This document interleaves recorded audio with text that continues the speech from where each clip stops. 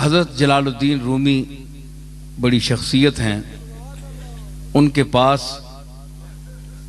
शाम को खादिम हाजिर होता था तो आप पूछते थे कि आज हमारे लंगर में कुछ बाकी है, कुछ रह गया, कि उनकी सीरत में है।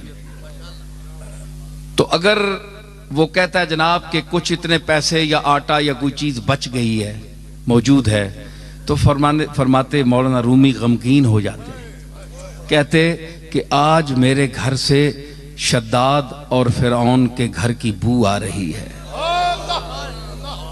ये माल क्यों बचा?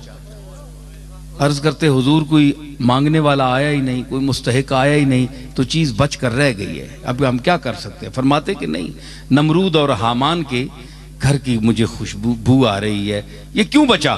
और जब कोई आकर ये कहता कि सरकार आज कुछ भी नहीं बचा, तो फरमाते कि आज मुझे कमली वाले के घर की खुशबू आ रही है।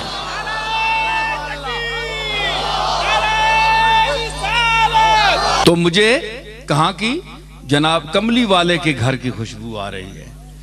क्यों? इसलिए कि वो भी आपके घर में भी कुछ नहीं होता था, सब कुछ होते हुए।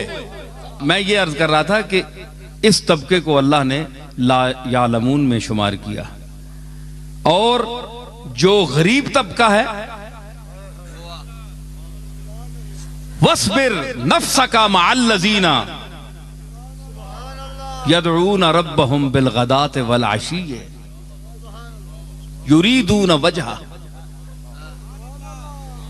यही देखिए क्या खिताब है मूसा अलैहिस्सलाम से, और फिरौन के जिक्र किस अंदाज से है, और मैं उस गरीब तबके का अब जिक्र कर रहा हूं कुरान मजीद के ही हवाले से, जिसको मैं रसूलुल्लाह सल्लल्लाहु ताला अलैहि वसल्लम को अल्लाह ताला तालीम दे रहा है।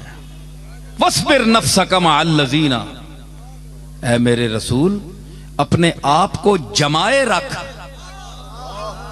मुत्तसिल रख, मअल लज़ीना यदऊन रब्बहुम बिलगदात वल अशीय्य, जो अपने रब को पुकारते हैं रात और दिन, और सिर्फ उसकी रजा के तालिब हैं। तफसीरें उठाकर देख लें कि वो तबका कौन था। हजरत खबाब थे, जनाब अबू हुरैरा थे, हैं जी, अम्मार थे, बिलाल थे, सुहैब रूमी थे।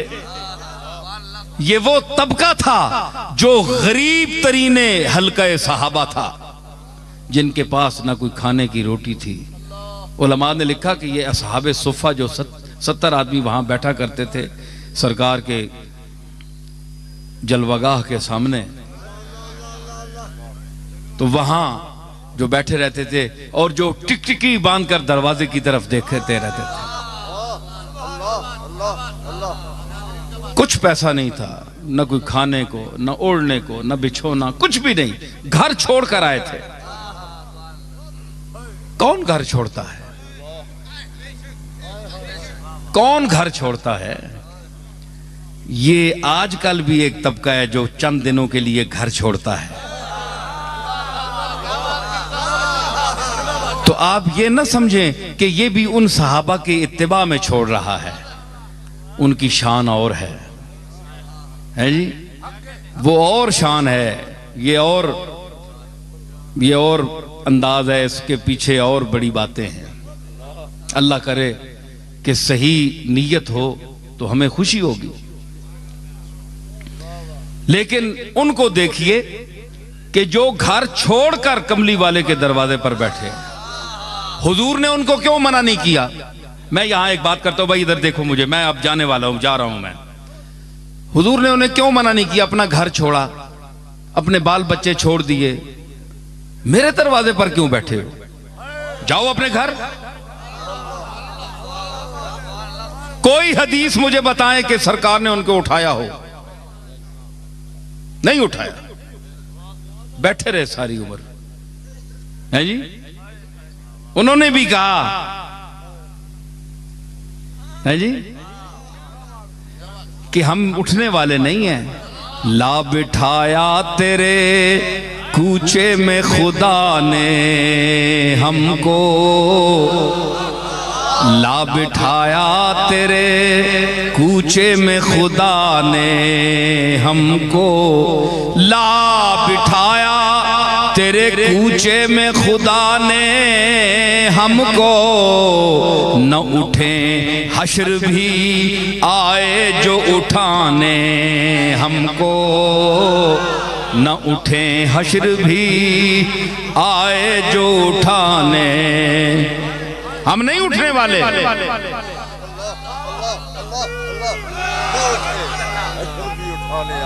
जनाजा बन के उठेंगे, तमन्ना बन के बैठे हैं, हम नहीं जाने वाले, तमन्ना बन के बैठे हैं।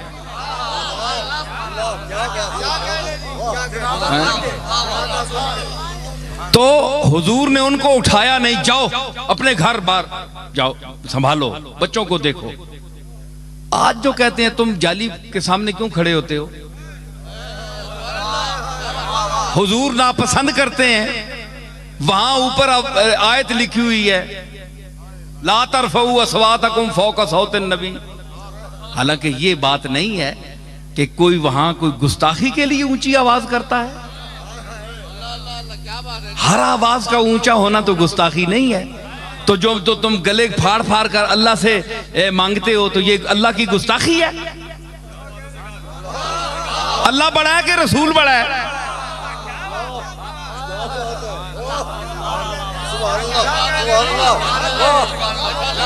अल्लाह खालिक रसूल है।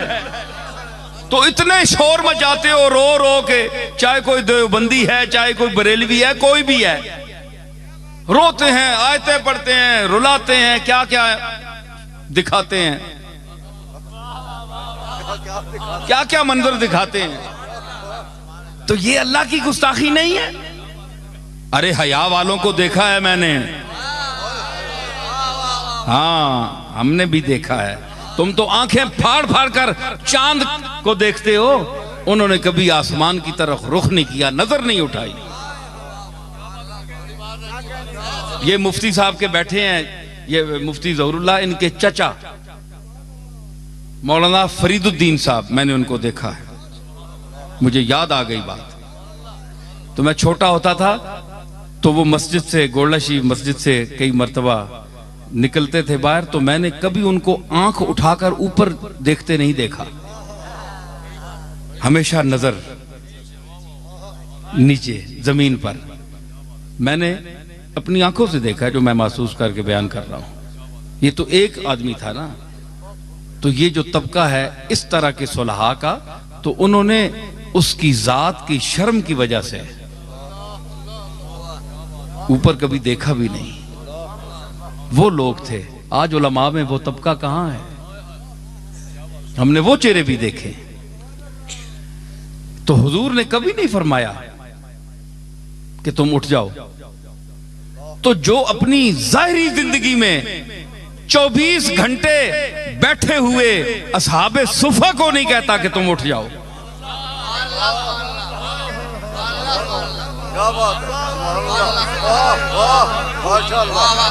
तो आज जाली के सामने जो फकीर बनकर उसकी जाली के सामने अपने दामन फैलाकर खड़े होते हैं, क्या आप ये तवक्को कोई कर सकता है जिसका दिमाग हाजिर हो, जो अक्लमंद हो, जो चब्बल न हो?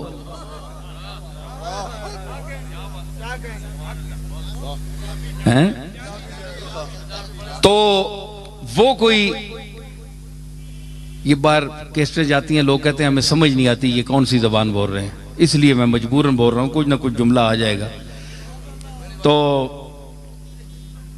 वो जिस वक्त फिर जरा शबाब पे आता है ना मसला, तो फिर निकल जाते हैं जुमले। तो उसमें कभी आपने नहीं फरमाया, किसी बैठे हुए को नहीं फरमाया कि तुम उठ जाओ। ये तो तुम्हारे घर भी कोई आ जाए तुम उठाते हो? जो इतराज करता है वो घर से किसी आए को उठाता है या दरवाजा बंद करता है या कहता है जाओ दफा हो जाओ, निकल जाओ। तुम इतने तमीज वाले हो,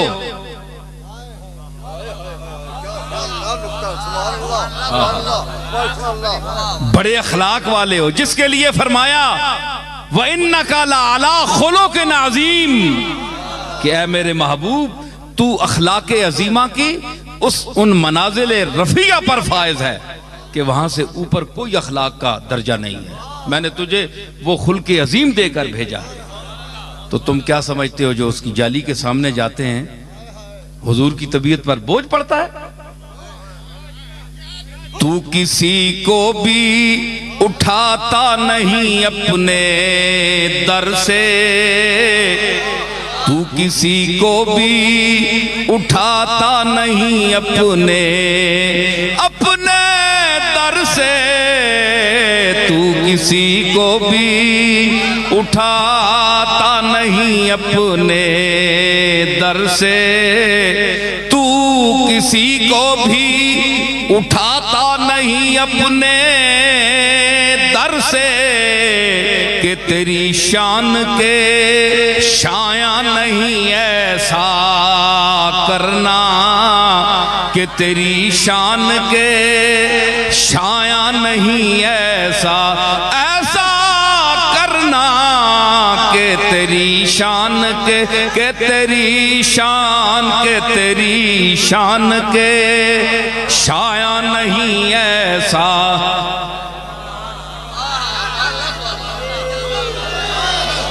ये तेरा काम है ऐ आमिना के दुर्रे यतीम, ये तेरा काम है ऐ आमिना के दुर्रे यतीम, सारी उम्मत की शफाअत तने तन्हा करना, सारी उम्मत की शफाअत तने तन्हा करना,